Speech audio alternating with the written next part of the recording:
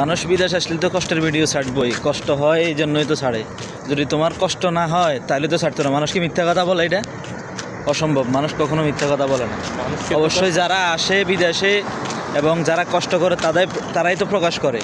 যদি কষ্ট না হয় তাহলে তো প্রকাশ করতো না। এই যে তুমি কাজ করো, আজকে প্রায় 1 মাস হয়ে গেছে, এখনও স্যালারি পাও না, বলতেছে 3 মাস পরে স্যালারি দিব। এরপরে প্রতি মাস টু মাস স্যালারি আসবে, কিন্তু 3 মাসের টাকা আটকায় রাখবে। এরপরে কখন দিবে না দিবে এটারও তো কোনো গ্যারান্টি নেই। কিন্তু এরপরেও মানুষ বিদেশের প্রতি এতটাই আকৃষ্ট, বিদেশ আসতে চায় বারবার। মানুষ পাগল হয়ে রয়েছে এখনও। মানুষ মানে একটা সুযোগ পাইলে বিদেশে আসার জন্য চেষ্টা করে।